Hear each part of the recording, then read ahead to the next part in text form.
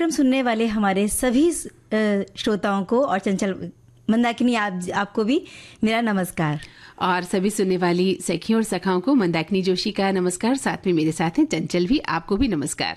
नमस्कार नमस्कार। हमारे सभी जो सुनने वाले हैं रेडियो सेट के सामने बैठ गए हैं और इंतजार कर रहे हैं कि आज की पिटारी में भाई क्या खुलने वाला है। बिल्कुल। तो हम बता देते हैं, आज भाई हम बात करेंगे बहुत सारे कुछ अच्छे अच्छे से विषय हैं। हमारे श्रोताओं ने भी इन पर लिखना शुरू कर दिया है। हाँ। कि कई बार गलती जाने या अनजाने हमसे हो जाती है, तो उसको सुधारने के लिए या अपने संबंधों को वापस से पहले की तरह बेहतर करने के लिए हम क्या करें, उसकी माफी मांग लें। और एक बड़ा छोटा सा और प्यारा सा शब्द है, इसे हम मैजिकल वर्ड भी कहते हैं, यह सॉरी। अगर ये ना कहा जाए तो कई बार मन में वो खटास सी पलती रहती है कि देखो गलती भी की और एक सॉरी भी नहीं बोला गया इनसे। तो ये एक बड़ा मैजिकल सा वर्ड है, अगर आप कह दें तो रिश्ते पहले की तरह बहुत अच्छे बन सकते हैं, सुधर सकते हैं। इसके बारे में बात होगी, लेकिन बहुत ज्यादा बोलना भी अच्छा नहीं ना, इसलिए थोड़ी थोड़ी लगाम हमें भी लगानी होगी। और इस पर हम बात भी करेंगे कि बोलना है लेकिन संभल कर बोलना है आपको। और एक बात हम करेंगे हमारी संस्कृति और फैशन पर। बिल्कुल। और जब जब दौर बदलता है, फैशन का दौर भी बदलता है। फैशन यानी क्या, एक दौर आता है, एक चलन होता है, इसी को हम फैशन से जोड़ देते हैं।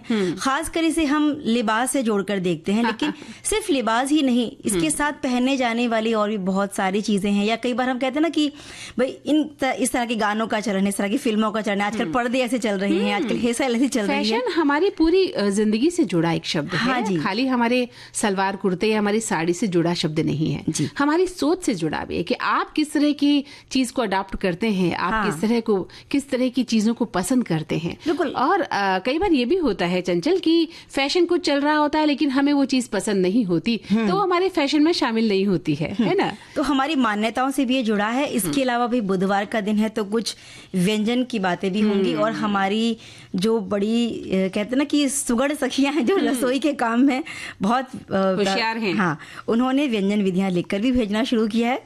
तो बातें तो होती रहेंगी, लेकिन साथ में गाने सुनना भी जरूरी है। तो चलिए पहले सुनते हैं ये प्यारा सा गीत।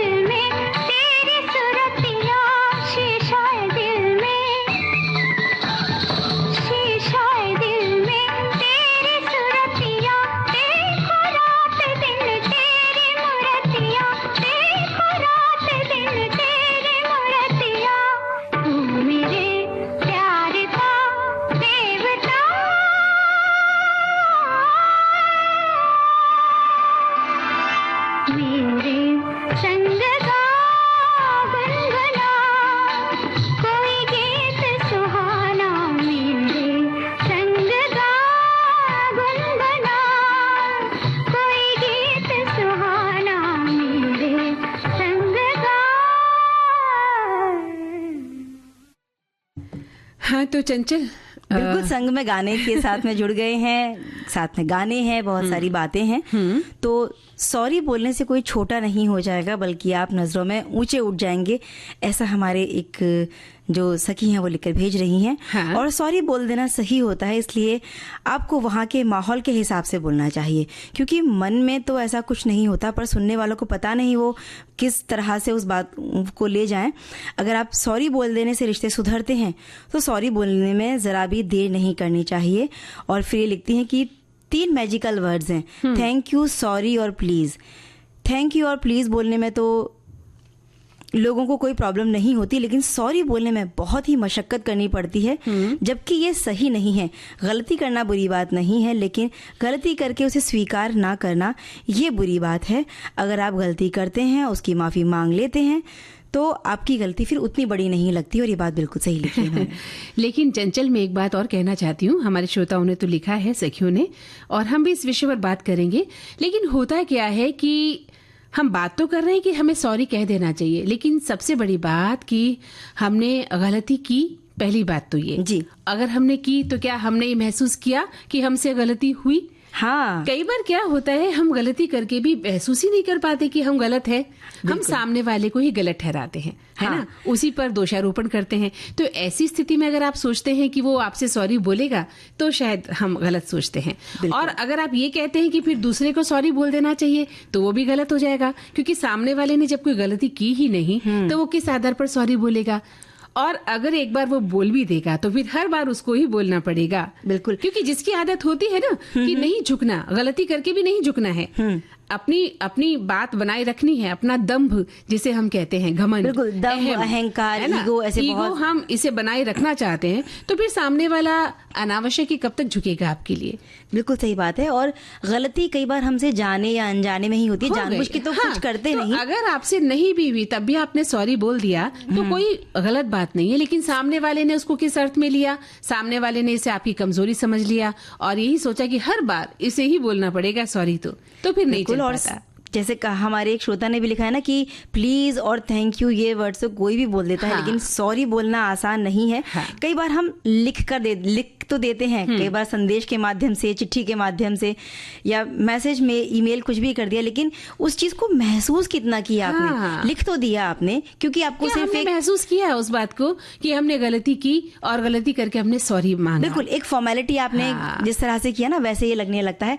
आपने क्या उस चीज को हृदय से स्वीकार किया कि आपसे कहीं ना कहीं भूल हुई थी। तो ये अगर हम मान लें, और मान के जब हम सॉरी बोलते तो बहुत सारे जो झगड़े हैं, विवाद हो जाते हैं, शायद हो ही नहीं, पल में खत्म हो सकते हैं। लेकिन सबसे बड़ी बात कि हमने गलती की, इस बात को हम माने, और दूसरी बात कि हमने सॉरी बोला और दिल से भूला। जब हम इस बात को समझ जाएंगे तो फिर कोई भी झगड़ा बार बार नहीं भी होगा, हम बार बार नहीं झगड़ेंगे, क्योंकि गलती हर इंसान से होती है, कोई भी इस दुनिया में परफेक्ट नहीं है।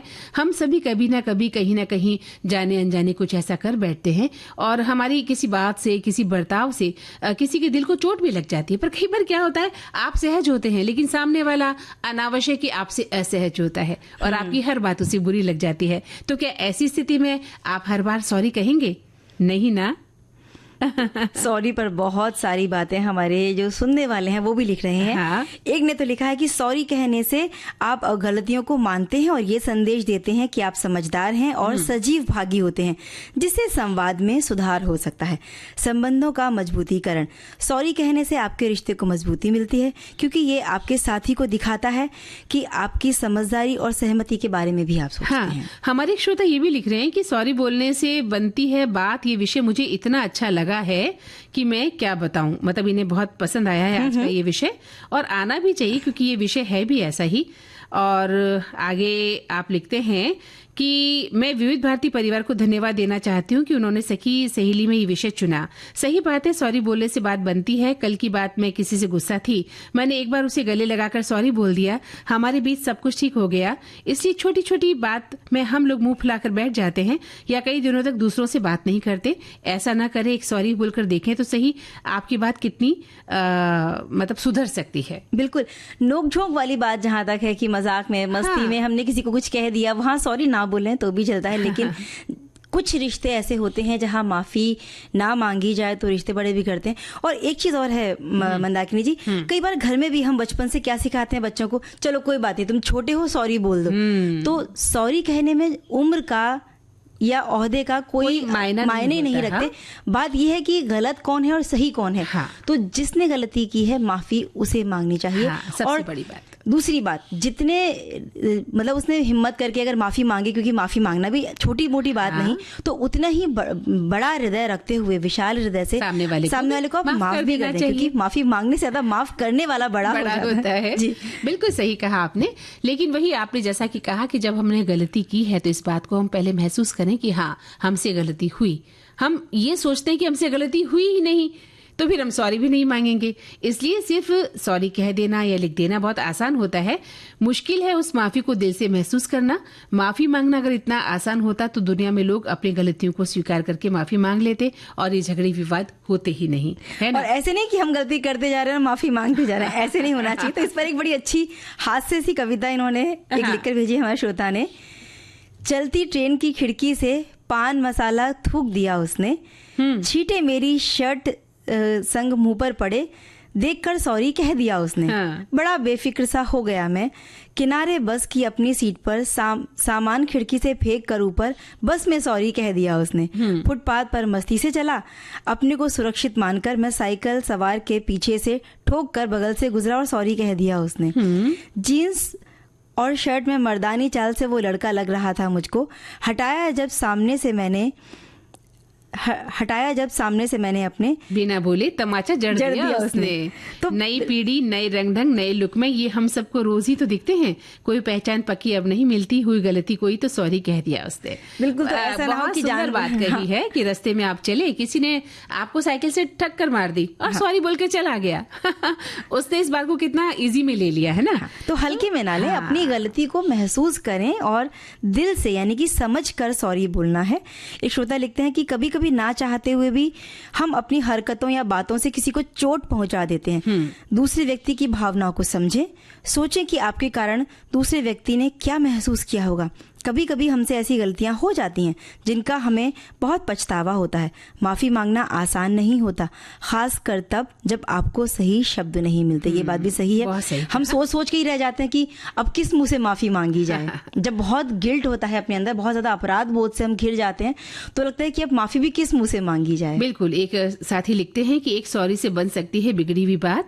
भाई पहले तो ऐसी स्थिति ही नहीं आए, हम सभी की ये कोशिश हो, किंतु यदि आ भी गई है तो घबराने की बात नहीं है, क्योंकि हमारे पास सारी सॉरी वह अस्त्र है जिससे हम बड़े से बड़े घाव रूपी बिगड़ी बात को बना सकते हैं। लेकिन ध्यान रहे कि वो सॉरी शब्द भी अपने हृदय की अंतरात्मा से निकला हुआ होना चाहिए और स्वयं के पश्चाताप से परिपूर्ण होना चाहिए। नहीं तो सॉरी कहकर आगे बढ़ने वाले तो अपने समाज में बहुत सारे लोग हैं। बिल्कुल सही बात है। एक श्रोता लिखते हैं कि हमें अपने 3 साल की छोटी पोती की बात पे बड़ी हंसी आती है। वो अपने बड़े भैया की पढ़ने लिखने की चीजें वहाँ छिपा लेगी और फिर परेशान होकर जब खोजते हैं तो और सारी चीजें इसी शैतान के पास मिल जाती हैं और वो तोतली भाषा में सॉली भैया कहकर सबको हंसा देती है। क्या बात है। तो ये तो उसका अबूझपन है, उसका बचपना हुआ। लेकिन बड़े लोग जब ऐसा करते हैं तो फिर बुरा लगता है ना। अगर बड़े लोगों से ऐसी गलती होती है तो वो माफ करने लायक नहीं होती है। एक श्रोता ने लिखा है कि सॉरी से बिगड़ी हुई कोई भी बात बन जाती है। जब हम सामने वाले से माफी मांगते हैं तो वो दिल से होनी चाहिए, वहीं गलती दिल से स्वीकार होनी चाहिए। और गलती स्वीकार करते हुए सॉरी कहेंगे तो सामने वाला दिल से हमें माफ भी करेगा और रिश्ते प्रगाढ़ होते जाएंगे। बिल्कुल। तो चंचल, अब हमें भी सॉरी ना बोलना पड़े, ध्यान रखो। हाँ। एक गाना हमें भी सुनाना है। जी, है ना।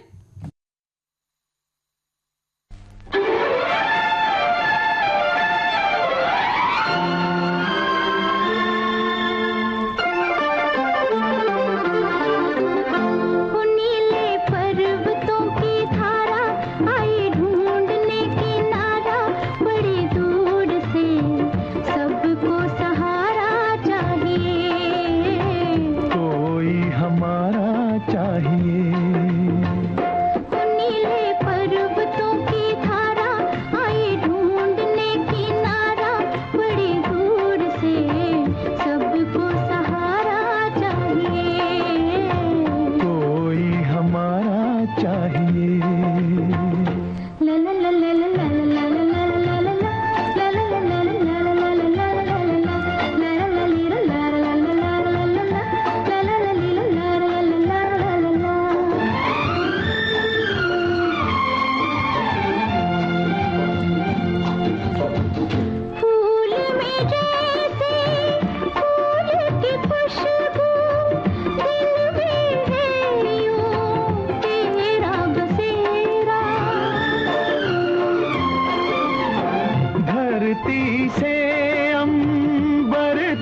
फैला चाहत की बाहों का घेरा।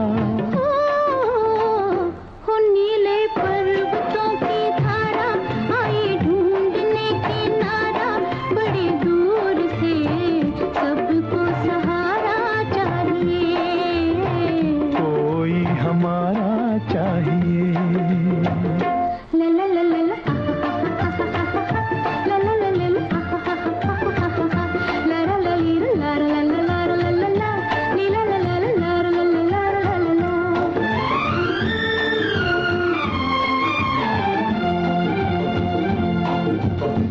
सूरज पीछे घूमे धरती, सांझ के पीछे घूमे सवेरा। जिस नाते ने इनको बांधा वो नाता है तेरा मेरा। हो नीले पर्वतों की धारा आई ढूंढने किनारा, बड़ी दूर से सबको सहारा चाहिए, कोई हमारा चाहिए। हो नीले पर्वतों की धारा ला ला ला ला ला ला ला ला ला।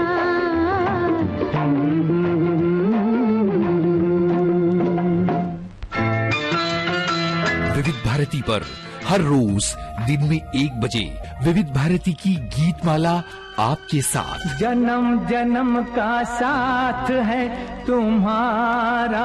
इस कार्यक्रम में हर पायदान पर होगी आपकी भागीदारी। हम और तुम, तो हम और आप पिरोएंगे गीतों की इस माला के मोती साथ साथ। हम साथ साथ हैं। जुड़े रहिए हमारे साथ विविध भारती के फेसबुक पेज पर। विविध भारती की गीत माला हर रोज दिन में 1 बजे। विविध भारती, आपका जीवन संगीत। तो चंचल, आज जब आप आई जैसे ही आकाशवाणी, मैंने आपको देखा तो आप एक नए लुक में नजर आई मुझे आज। अच्छा। हाँ, आज आपका जो ड्रेस है वो भी एक थोड़ा सा अलग स्टाइल का है। बाल जो है, चेहरे पर जो बिंदी लगी हुई है और मुझे लगता है कि जो आपका चश्मा है ना, वो भी नए फैशन का चश्मा है। बिल्कुल, हम बहुत सारी चीजें जिन्हें हम डेली वियर करते हैं, चाहे वो हमारा हेयर स्टाइल हो, हमारे जूते हो, हमारी चूड़ियां हो, या हम अगर हम आदमियों के फैशन की बात करें तो किस तरह की टी शर्ट पहनी है, जीन्स पहनी है, बेल्ट कैसा लगाया है, हेयर स्टाइल कैसा बनाया है, और बाल लंबे करना कहते हैं ना कि अब तो आदमियों के भी फैशन में आ गए। तो हर चीज जो चलन में होती है उसे हम फैशन कहते हैं। तो आज हम फैशन पर ही बात करेंगे। बिल्कुल। और फैशन हमारी संस्कृति का बहुत ही अहम हिस्सा है मंदाकिनी जी, जिसके जरिए हम अपनी शैली को व्यक्त करते हैं, अपनी पहचान को भी दिखाते हैं, और बल्कि देखा जाए तो हमारे जीवन के हर पहलू में ही फैशन नजर आता है। हाँ बिल्कुल, हमारी बातों में, हमारी सोच में भी हमारा फैशन झलकता है कि हम किस तरह की बात पसंद करते हैं, है ना। आज के आधुनिक युग में किस के विचार अपनाए जाते हैं, वो भी फैशन का हिस्सा ही है। तो ये सिर्फ हमारे कपड़े या उनसे जुड़ी जाने वाली जो है एक्सेसरीज से जुड़ा भी बात नहीं है, बल्कि हमारे मूल्यों और शालीनता को भी दर्शाता है। ये विभिन्न देशों और प्रांतों की संस्कृति को भी दर्शाता है फैशन। बिल्कुल। और कपड़े से कहीं ज्यादा है, जैसा भी आपने कहा, समाज का प्रतिबिंब है, हमारे मूल्यों, विश्वासों और दृष्टिकोण का एक प्रतिनिधित्व भी करता है फैशन। हम क्या कपड़े पहन रहे हैं, सामाजिक स्थिति को हम व्यक्त करते हैं, और इस तरह से हम अपने व्यक्तित्व को व्यक्त करके अपनी पहचान का संकेत भी देते हैं। बिल्कुल सही कहा। और इस तरह फैशन और लोगों के पहनावे के बीच एक सांस्कृतिक संबंध भी होता है। फैशन ने पूरे इतिहास में समाज और संस्कृति में महत्वपूर्ण भूमिका निभाई है। इसके अलावा लोगों की शालीनता और मूल्य जो हमारी संस्कृति के बहुत करीब जुड़े हुए हैं, वे सभी फैशन में परिलक्षित होते हैं। हमारी संस्कृति का एक पहलू जो लगातार विकसित हो रहा है, वही है हमारा फैशन। बिल्कुल। और हाल के वर्षों में फैशन और समाज के बीच संबंधों में रुचि भी बहुत बढ़ रही है लोगों में। बहुत सारे जो शोध इन पर होते रहते हैं, जो विद्वान हैं उनके अध्ययन भी बताते हैं कि फैशन सामाजिक, आर्थिक, सांस्कृतिक और राजनीतिक जो कारक हैं उनसे भी प्रभावित होता है और संस्कृति और समाज को एक नया आकार भी देता है। बिल्कुल बिल्कुल सही कहा आपने चंचल। और फैशन और समाज के बीच संबंधों को अगर हम समझें तो ये भी देखते हैं कि कपड़े जो है सामाजिक स्थिति का संकेत भी कैसे दे पाते हैं। लेकिन जो फैशन सिर्फ धन संपत्ति का प्रदर्शन करने के बारे में ही नहीं होता, ये हमारे व्यक्तित्व, हमारी पहचान को व्यक्त करने का एक सशक्त साधन भी हो सकता है। बिल्कुल, हम किस तरह के कपड़े पहनते हैं और हमारे व्यक्तित्व, मान्यताओं, सांस्कृतिक विरासत का प्रतिबिंब ये बन सकते हैं। और हमारी पहचान को मुखर करने का तरीका तो ये रहा ही है। पारंपरिक कपड़ों के माध्यम से उनकी सांस्कृतिक पृष्ठभूमि को भी हम दिखाते हैं और नए अनोखे डिजाइनर कपड़े पहनकर कई बार भीड़ से अलग भी बन जाते हैं। बिल्कुल, जैसे कि आज आप लग रही हैं। और देखिए, फैशन जो उद्योग है ना, उसने भी एक बहुत बड़ा रूप ले लिया है चंचल। हाँ। हमारा समाज का एक महत्वपूर्ण हिस्सा भी बन गया है फैशन उद्योग, और ये एक प्रमुख आर्थिक शक्ति है जो रोजगार प्रदान भी करता है और देश के राजस्व उत्पन्न करने में एक बहुत बड़ी भूमिका भी निभा रहा है। हालांकि इस क्षेत्र में चुनौतियां भी कम नहीं हैं। बिल्कुल सही बात है। और हमारे श्रोता लिखते हैं कि फैशन सिर्फ कपड़ों से कहीं ज्यादा है। ये हमारे समाज का प्रतिबिंब है, हमारे मूल्यों, विश्वासों और दृष्टिकोण का एक बड़ा प्रतिनिधित्व करता है। जिस तरह से हम कपड़े पहनते हैं उनके जरिए हम अपनी सामाजिक स्थिति को दिखाते हैं और अपनी पहचान का संकेत देते हैं। बिल्कुल, एक श्रोता लिखते हैं कि हमारी संस्कृति और फैशन, अब मुझे लगता है कि फैशन के चक्कर में हम अपनी संस्कृति से दूर होते जा रहे हैं और ये बात बिल्कुल भी अच्छी नहीं है। फैशन को तो अपनाएं ही, लेकिन साथ में हमारी संस्कृति को भी अपनाना चाहिए। आपको उतना ही जितना फैशन को अपना रहे हो, और फैशन के लिए संस्कृति को पीछे नहीं छोड़ना चाहिए। एक श्रोता लिखते हैं कि फैशन की दुनिया रंगीन मानी जाती है। इसमें समय समय से बदलाव होते रहते हैं। जो पहनावा आज प्रचलित है वह कई वर्षों बाद उसका प्रचलन नहीं होगा और कई बार हम पैसे के अभाव में बहुत सारे कपड़े नहीं खरीद पाते हैं, बहुत समय तक नहीं रहते हैं, लेकिन हर मौसम का प्रभाव इस पर पड़ता रहता है, फैशन पर। बिल्कुल सही कहा। एक श्रोता ये भी लिखते हैं कि अपनी संस्कृति जो है बहुविध संस्कृति है और भारत में एकता के साथ ही बहुविधता प्रचलित भी है। तो इस दृष्टिकोण से देखा जाए तो फैशन भी बदलता रहता है, किंतु फैशन वो अच्छा जिसमें अपनी शालीनता नजर आए। और फैशन उद्योग पर समय का जो प्रभाव है वो फिल्म संसार का ज्यादा प्रभाव है। नायक और नायिकाएं हमारे फैशन के मूल में रहते हैं, जो हमेशा ही हमारी शालीनता को प्रदर्शित करने में मदद नहीं अपितु विकृति उत्पन्न करते हैं। लेकिन फैशन वह अच्छा जो हमारी संस्कृति और शालीनता को उभारने में समर्थ हो। बिल्कुल सही बात है। लेकिन अब थोड़ा सा विराम लेते हैं, गाना सुन लेते हैं और फिर आगे बढ़ेंगे। बिल्कुल। जिस पथ पे चला उस पथ पे मुझे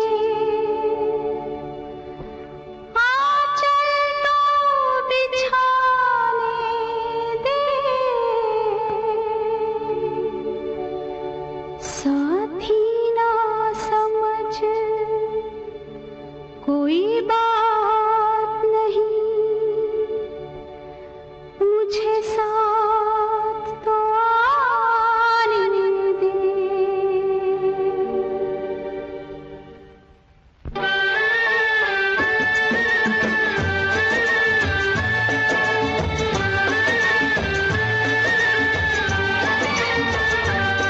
जिस पथ पे चला उस पथ पे मुझे, जिस पथ पे चला उस पथ पे मुझे आंचल तो बिछाने दे, साथी ना समझ कोई बात नहीं, मुझे साथ तो आने दे। जिस पथ पे चला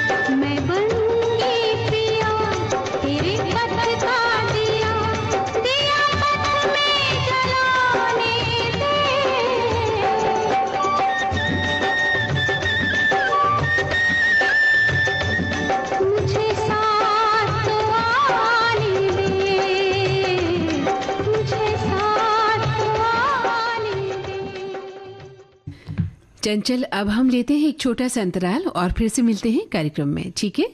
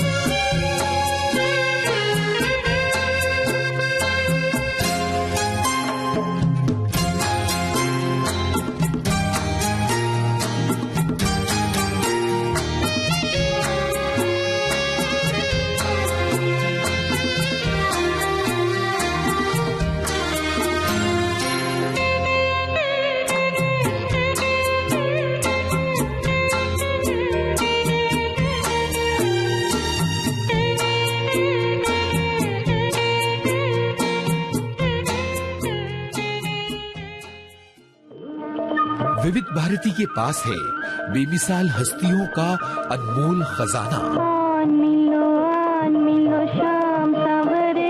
जरा सुनिए कैसे बना ये गाना। जब मैं गांव के छोटे छोटे बच्चों के साथ धूल मिट्टी में खेला करता था। संगीतकार सचिन देव बर्मन। बहुत ही बूढ़ा किसान एक गीत गाया करता था। एक बूढ़े किसान का गीत मेरे दिल में घर करता गया। रंगीला रंगीला रंगीला रे रंगीला आमर छड़ियर बंधु कोई कोई गला रे बंधु रंगीला रंगीला शाम सवरे। ऐसी बेमिसाल कहानियाँ आपको मिलेंगी सिर्फ विविध भारती पर। विविध भारती, आपका जीवन संगीत।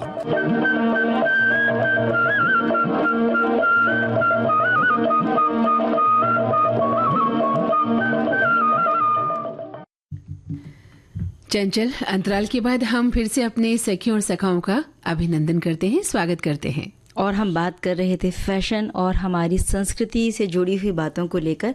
तो फैशन का मतलब ये नहीं है कि आप फूहड़ तरीके से कोई भी कपड़े पहन लें या दिन ब दिन कपड़ों का छोटे से छोटे होते जाना और इस तरह का कोई भी पहनावा पहनना फैशन नहीं कहलाएगा। कि जब आप 4 लोगों के बीच में अगर जाकर बैठते हैं या कहीं भी ऐसी कोई भरी सभा में जाते हैं, भीड़ वाली जगह पर जाते हैं, तो वहां लोग अगर आपको अनुचित नजरों से देख रहे हैं तो ये हमें समझना होगा कि हमारा जो भी पहनावा है, चाहे हमने उसे फैशन का नाम दिया होगा, लेकिन कहीं ना कहीं वो हमारे लिए उचित नहीं है। वो बेढंगा हमने पहन लिया और हमारी संस्कृति के खिलाफ भी है ना।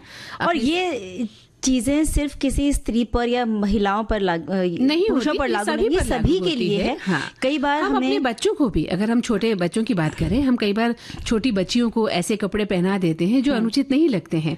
वो भले ही छोटी है, लेकिन हम उन्हें भी ऐसे कपड़े पहनाएं जो हास्य का कारण न बने, जो अनुचित नजरों का कारण न बने, है ना। फैशन के नाम पर हम अपने बच्चों को भी ऐसा नहीं बना सकते।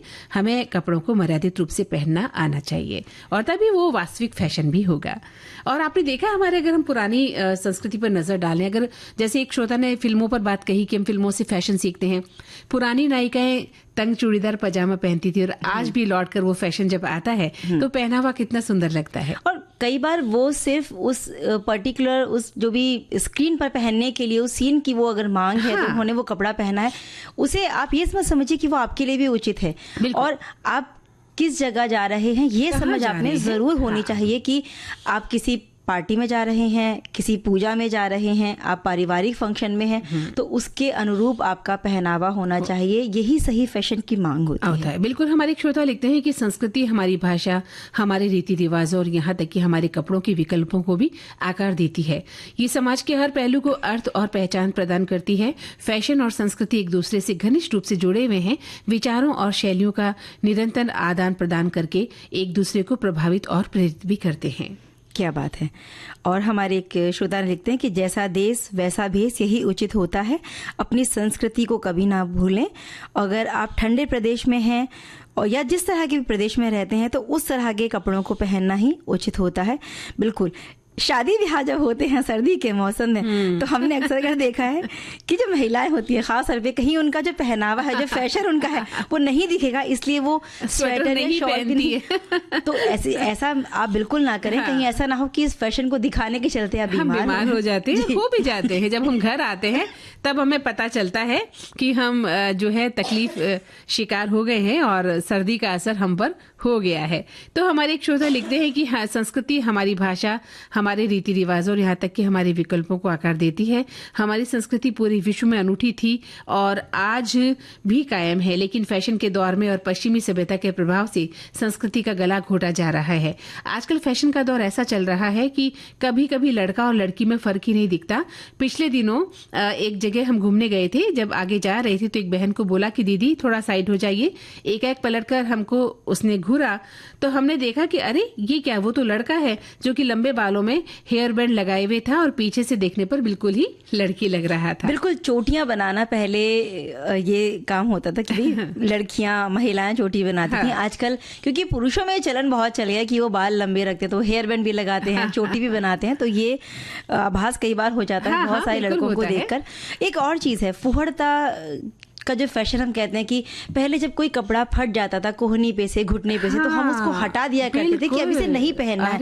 लेकिन फैशन के नाम पर इतना सारा घुटने पर से कहीं फटे हुए कपड़े हैं या वहां पर पैच लगाया हुआ है, तो पैच लगाए तब तो फिर भी आप ढक जाते हैं, लेकिन अंग प्रदर्शन अगर आपके कपड़ों से हो रहा है तो ये फूहड़ फैशन ही कहलाएगा। बिल्कुल। एक समय होता था चंचल, जब थोड़ा सा भी अगर कहीं छेद भी हो जाता था कपड़ों में, तो उन कपड़ों को हटा दिया जाता था, क्योंकि वो हमारी हमारा जो खानदान है उसके खिलाफ हो जाता था। उसके सम्मान को एक आंच आ जाती थी कि फला ने फटे हुए कपड़े पहने या उसके कपड़ों में छेद था। और बल्कि आजकल तो ये जो फटे हुए कपड़े हैं या जहाँ चीरा लगाया हुआ है, इस तरह के कपड़े बहुत ज्यादा साधारण कपड़ों से भी ज्यादा दामों पर बिकते हैं। तो ये पहने जाते हैं और उसे हम एक शान मानते हैं अपनी, और बड़ा गौरव के साथ हम उसे पहनते हैं। तो हम क्या अपनाते हैं, ये हमारा नजरिया है। तो आप सोच समझ कर फैशन को अपनाइए।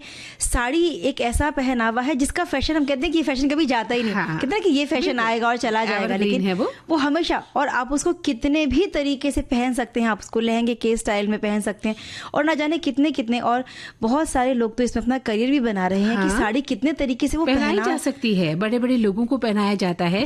कुछ महिलाओं ने इसे अपना करियर बना लिया है और वो हर फंक्शन में जाकर, शादी विवाह या बड़े समारोह में जाकर स्त्रियों को साड़ियां पहनाती हैं और अच्छे खासे पैसे लेकर आती है। उनकी जो है अपनी एक आजीविका का साधन बन गई है ये साड़ी। और साड़ी पहनी हुई नारी वाकई में अलग ही, कहते हैं ना कि 100 की भीड़ में भी वो अलग से नजर आती है। तो चलिए वस्त्रों का चयन हम खुद करें, हमें क्या पहनना है, हम क्या पहने, लेकिन ऐसा हो जो हमारी मर्यादा के खिलाफ न हो, मर्यादा को साथ में लेकर चले। ऐसे कपड़ों का, ऐसे फैशन का चयन हमें करना चाहिए। अभी हमारी बहुत सारी बहनें जो नहीं पहनती हैं साड़ी, उनको कई बार लगेगा कि भी हम तो ऐसी बात कर रहे हैं। नहीं, कपड़ों का चयन आपका अपना हो सकता है, आप क्या पहनना पसंद करते हैं क्या नहीं, लेकिन वही बात कि आपने जो भी पहना है वो आपत्तिजनक न हो और समाज की नजरों में न आए, है ना। वो फैशन खूबसूरत लगता है और ऐसा फैशन सभी को मान्य होता है। तो अब क्या सुनाया जाए? एक बहुत सुंदर संदेश पहले हम पढ़ते हैं, फिर गाना सुनेंगे। हमें फैशन जरूर करना चाहिए, पर अपनी संस्कृति के अनुसार, ताकि वही फैशन हमारी हंसी का कारण ना बन जाए। और किसी की नकल करके बिल्कुल भी हमें खुद को नहीं बदलना चाहिए। तो जो अभी आपने बात कही थी ना कि फिल्मों में हम कई बार देखते हैं, तो फिल्मों को देख देख कर उसे हम अपना रहे हैं, चाहे वो चीज हमें सूट करे या ना करे। तो किसी को देखकर अपने आप को बदलने की कोशिश ना करें। आप जिस परिवेश में रहते हैं उस तरह की चीजों को अपनाएं और वो फैशन आपके लिए लिए हमेशा अच्छा ही रहेगा। एक श्रोता ये भी लिख रहे हैं कि आजकल फैशन को देखा जाए तो जो बहनें हैं वो दुपट्टा चुन्नी डालना भूल गई हैं, और क्योंकि आज का दौर ऐसा ही चल रहा है और इसे ही फैशन का नाम दे दिया गया है। तो एक समय था जब चुन्नी या दुपट्टा डालना जरूरी होता था या डाला जाता था, लेकिन आज इसका अभाव देखने को मिलता है। तो ये भी एक समय समय की बात है और समय के हिसाब से बहुत कुछ बदल रहा है, इसमें कोई शक नहीं है। तो समय की डिमांड है कि अब हमें गाना सुनना। हाँ बिल्कुल। रूठे सैया, हाय रूठे सैया, हमारे सैया क्यों रूठे, रूठे सैया, हमारे सैया क्यों रूठे, ना तो हम बेवफा, ना तो हम झूठे, रूठे सैया, हमारे सैया क्यों रूठे।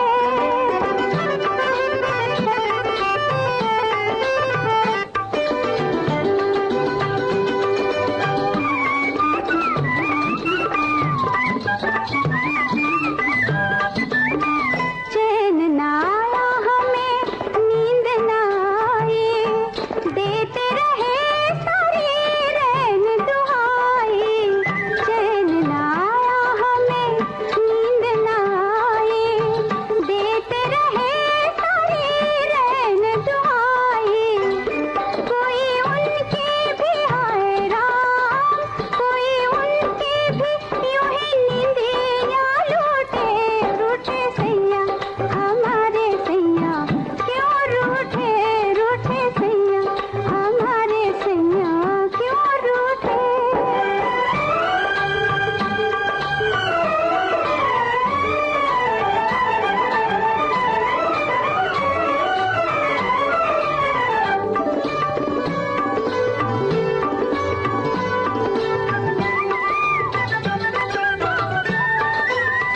कैसे न तड़पे दिल ये दीवाना, सच ही तो कहता है सारा ज़माना। कैसे न तड़पे दिल ये दीवाना, सच ही तो कहता है सारा ज़माना। लागे छूटे ना हाय राम, लागे छूटे ना चाहे दुनिया छूटे, रूठे सैया, हमारे सैया क्यों रूठे, रूठे सैया, हमारे सैया क्यों रूठे।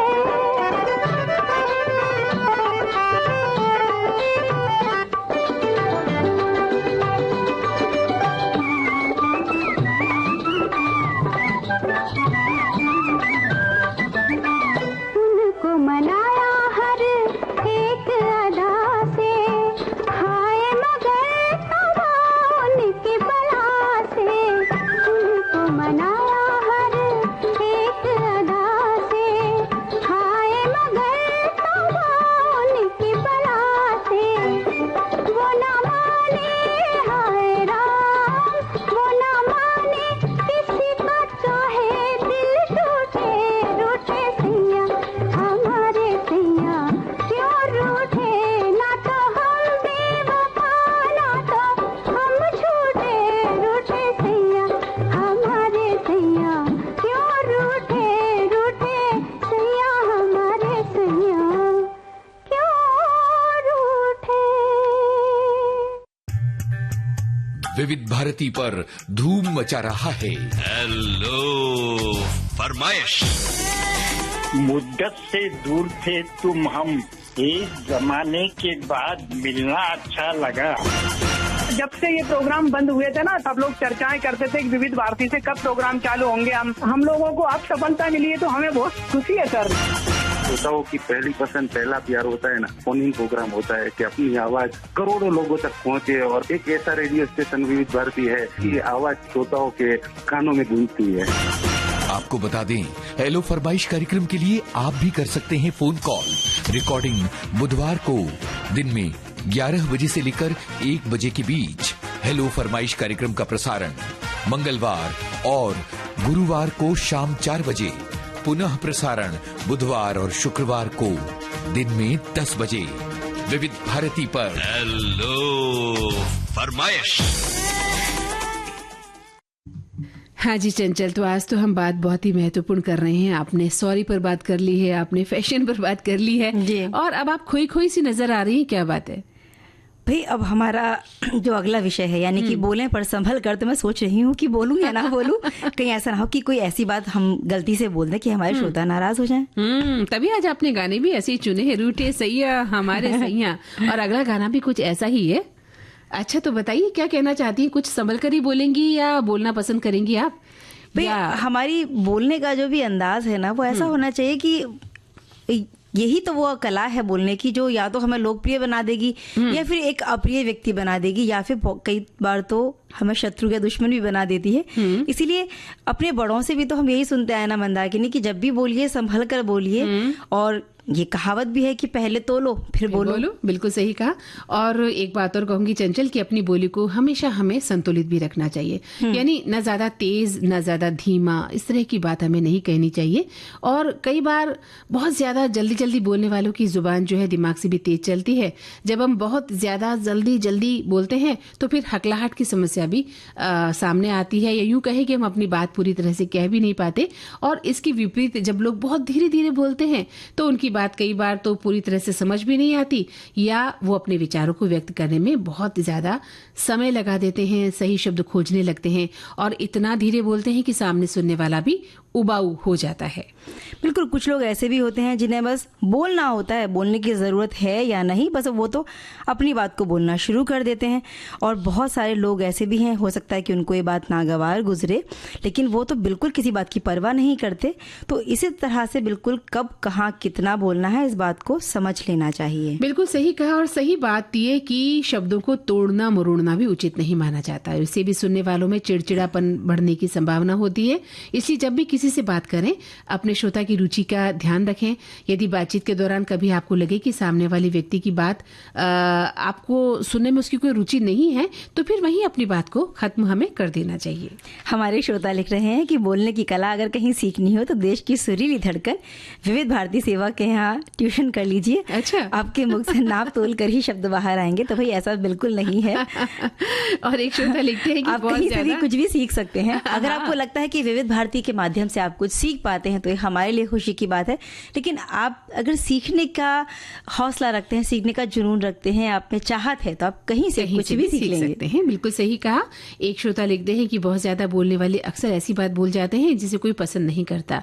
अपनी बात कहने के लिए बात करना जरूरी है। इसके विपरीत कम बोलने वाले अपनी राय, अपनी बात रखना ही नहीं चाहते हैं। ये भी बहुत गलत बात है। और एक श्रोता लिखते हैं कि शब्दों में धार नहीं बल्कि आधार होना चाहिए। क्या बात है ना? जिन शब्दों में धार होती है वो मन को काटते हैं, और जिन शब्दों का आधार होता है वो मन को जीत लेते हैं। क्या बिल्कुल सही बात है। एक और श्रोता ने लिखा है कि तीर कमान से निकल जाने के बाद वापस नहीं आता, वैसे ही हमारे जो कहे हुए शब्द हैं वो भी वापस नहीं आते, क्योंकि शब्दों में बहुत ताकत होती है और ये हमारे मन पर बहुत ही गहरा प्रभाव डालते हैं। तो बोलते समय संभल कर बोलें और कम शब्दों में ज्यादा बात, ये करना हमें जरूर आना चाहिए। ऐसा हमारे श्रोता ने लिखकर भेजा है। बिल्कुल। एक श्रोता लिखते हैं कि जरूरत से ज्यादा जो बोलते हैं वो भी आदत अच्छी नहीं होती। ये भी बोलना भी मनुष्य की कमजोरी है, लेकिन बगैर डरे हुए अपनी बात को सही ढंग से रखना भी बहुत बड़ी ताकत है। जीवन में बोल या फिर कहें वाणी के मायने जानने के लिए पढ़ें सफलता के मंत्र। जीवन आपके द्वारा कहे गए शब्द, आपके साथ होने वाले भले और बुरे का कारण आपको खुद पता होना चाहिए। एक श्रोता लिखते हैं कि बहुत ही ज्यादा संभल कर बोलना चाहिए, बहुत ही संतुलित और नपे तुले शब्दों में बोलना चाहिए, वो भी तब जब कोई आंखों की बोली को ना समझ पाए और उन इशारों को समझने में भी असमर्थ हो, क्योंकि शब्द वे बाण हैं जो तरकश से छूटने के बाद वापस तरकश में कभी नहीं आ सकते। और कहा भी गया है कि ऐसी वाणी बोलिए कि मन का आपा खोए, औरन को शीतल करे आपहु शीतल होए। क्या बात है, बहुत सुंदर। और क्या लिखते हैं आगे श्रोता हमारे? एक और श्रोता ने लिखा है कि वास्तव में शब्द हमारे हृदय के प्रेम की अभिव्यक्ति हैं। हम अपने शब्द का चुनाव सोच समझकर करना चाहिए। आखिर शब्द ही तो हैं जो दोस्त को दुश्मन और दुश्मन को दोस्त बनाने की काबिलियत रखते हैं। हथियार या चोट के घाव तो भर जाते हैं, पर शब्दों के घाव हमेशा ताज़ा बने रहते हैं। हम जब भी कुछ बोलते हैं तो हम अपने आप को ही प्रस्तुत करते हैं, इसलिए हमारे व्यक्तित्व की पहचान हमारी बोली ही है। हमें जब भी बोलना हो तो कुछ सोच समझकर बोलें, सही ढंग से बोलें, वही अच्छा है। और अब अगर हम बहुत ज़्यादा बोलेंगे तो हमारे श्रोता कहेंगे कि भाई हम कह रहे हैं संभल कर बोलने, और हम नहीं, कहीं लगाम नहीं दी बोली को। चलिए तो अब सुना देते हैं गीत ना। रूठे रूठे पिया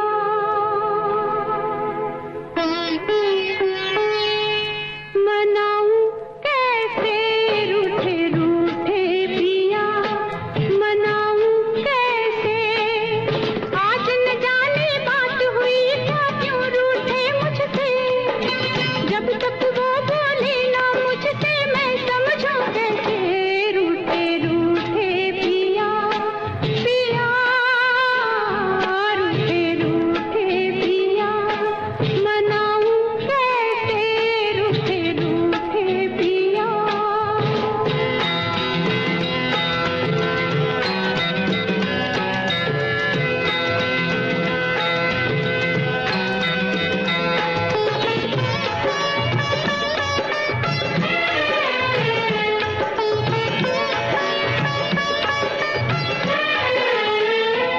वो बैठे हैं कुछ ऐसे, शादी में दुल्हन जैसे, क्या बन के दुल्हा में जाऊं और उनकी मांग सजाऊं, लंबी दुल्हन ठिंगना दूल्हा, लंबी दुल्हन ठिंगना दूल्हा, जोड़ी सजे कैसे, रूठे रूठे हो, रूठे रूठे हाँ, रूठे रूठे पिया मनाऊं कैसे, रूठे रूठे पिया।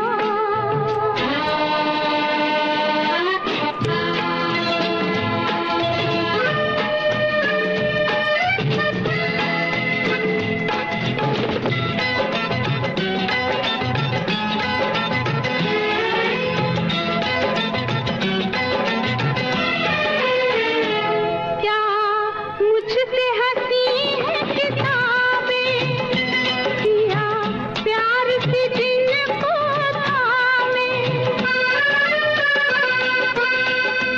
मैं नैन मिलाना चाहूं पर नैन मिलाना पाऊं, सौतन चश्मा बीच में आए, सौतन चश्मा बीच में आए, नैन मिले कैसे, रूठे रूठे हो, रूठे रूठे हाँ, रूठे रूठे पिया मनाऊं कैसे, आज न जाने बात हुई क्या, क्यों रूठे मुझसे, जब तक वो बोले ना मुझसे मैं समझूं। आपको याद होगी फिल्म तारे ज़मीं पर।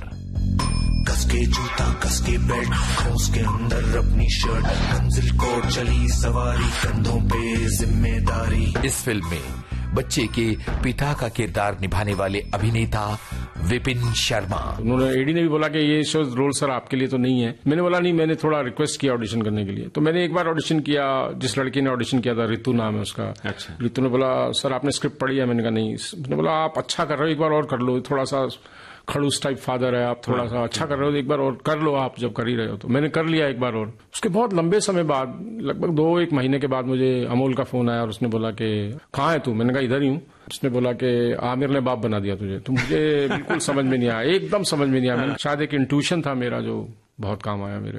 और मुझे पहली फिल्म, इतनी बड़ी फिल्म एक्टिंग में इतने लंबे समय के बाद, गैप के बाद मिलना, ये भी अपने आप में बहुत बड़ी खुशकिस्मती थी। सुनिए जाने माने अभिनेता विपिन शर्मा से एक बातचीत 30 नवंबर शाम 4 बजे सिर्फ विविध भारती पर। डिजिटल अपना बॉम्बे टॉकीज।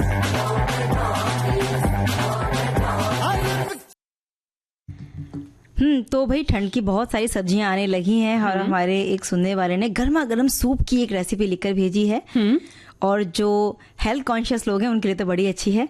तो ये इन्होंने बताया है कि 1 कटोरी बारीक कटा हुआ पालक, पत्ता गोभी, फूल गोभी, हरी मटर, के दाने, मतलब हरी मटर के दाने, गाजर, बीन्स, इन सारी सब्जियों को बारीक काट कर ले लें और 1 कटोरी सब्जी है यानी, और 1 लीटर पानी में इनको उबालने रख दें। जब ये अच्छे से उबलने लगे तो सारी सब्जियां इस पानी में डाल दें। 1 छोटी कटोरी में आधा चम्मच जितना कॉर्नफ्लोर मिलाकर इसमें डाल दें और स्वाद अनुसार नमक और कटा हुआ टमाटर डाल दें। अगर प्याज और लहसुन आप खाते हैं तो हरे पत्ते जो हैं प्याज के वो भी डाल सकते हैं और लहसुन के हरे पत्ते भी इसमें डाल सकते हैं। थोड़ा सा स्वाद के अनुसार काली मिर्च का पाउडर। अगर मीठा पसंद करते हैं तो थोड़ा सा इसमें गुड़ डाल दीजिए। जब ये सारी सब्जियां उबलकर अच्छे से पक जाएं तो थोड़ा सा मक्खन डालकर गर्मा गर्म सूप का आनंद लिया जा सकता है। जी, तो एक और व्यंजन मैं आपको बताना चाहती हूँ कि ये मूली और चावल के आटे से बनने वाला एक व्यंजन है जिसे हम कहते हैं मुरौरी। क्या बात है। अगर आटा नहीं है तो आप चावल भिगा कर पीस सकती हैं और इसमें आप अपने आवश्यकता अनुसार मूली घिसकर, धनिया की पत्ती, मिर्ची, अजवाइन, नमक मिलाकर इसका गीला आटा तैयार कर लें। तवा गरम करें, तेल लगाकर थोड़ा उसे चिकना कर लें। अब इनको कलछी या हाथ से फैला लें। ये गीला है तो अच्छी तरह से फैल जाता है। तो राई के तेल या कोई भी तेल से आप इसे सेक सकती हैं। सॉफ्ट, मुलायम और खाने में बेहद लजीज होते हैं। ऐसे आप कोई चटनी अचार के साथ इसे खा सकती हैं, पर हमारे घर में इसे टमाटर की मीठी चटनी के साथ खाया जाता है, ऐसा लिखती हैं। और गुड़ जरूर खाते हैं, साथ में मूली को पचाने में गुड़ बहुत अच्छा पाचक है। तो आटा को बहुत ज्यादा पतला नहीं करना, फिर नहीं तो चीला बन जाएगा। इसलिए पलटने से टूट भी जाता है, इसलिए थोड़ा सा मोटा रखें। धनिया, टमाटर, लहसुन की चटनी के साथ आप खाएं और हमें भी खिलाएं। क्या बात है, बड़ी चटपटी और बहुत कहते हैं कि पौष्टिक ये रेसिपी है, तो जरूर हमारी सखियां इसका आनंद लेंगी। हम आनंद ले रहे गीत का। बिल्कुल।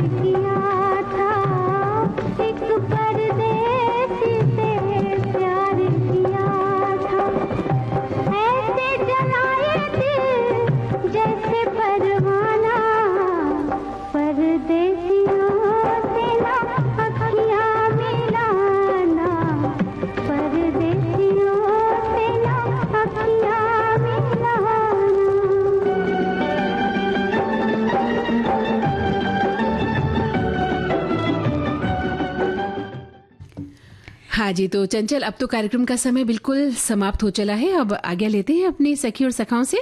चंचल वर्मा और मंदाकिनी जोशी को दें इजाजत। नमस्कार।